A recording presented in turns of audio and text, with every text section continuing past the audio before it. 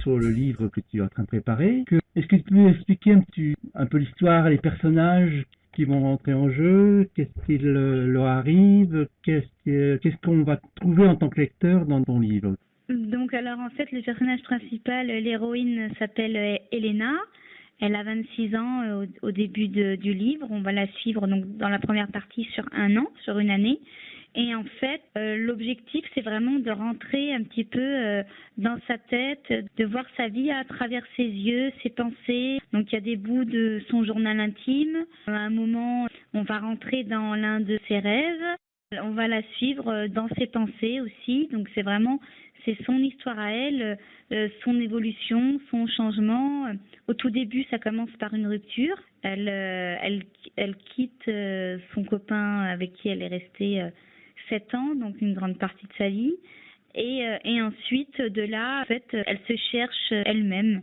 Et donc après, il y a différents personnages qui vont rentrer au fur et à mesure dans le paysage.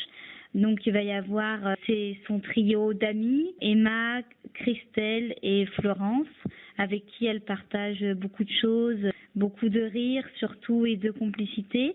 Et ensuite, à un moment, on va voir sa famille, ses parents. Donc ses parents habitent à Lyon et elle, sa vie, elle se déroule à Paris. Donc ça permet de voir un peu les deux villes.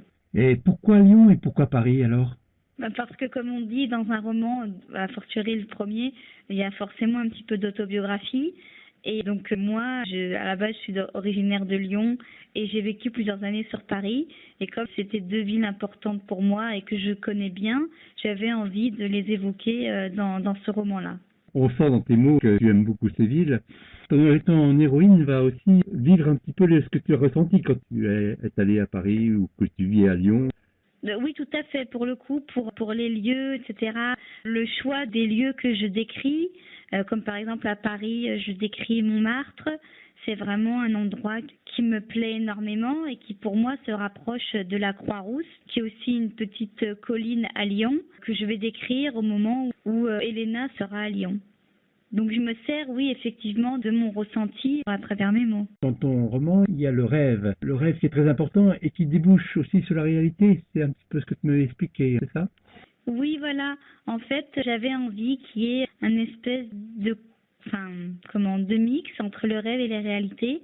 Et en fait, il y a un personnage qu'elle va rencontrer dans son rêve, qui va un espèce de philosophe, on peut dire ça comme ça, qui va faire plusieurs apparitions à différents moments de son existence, qui va l'accompagner dans la réalité, parfois.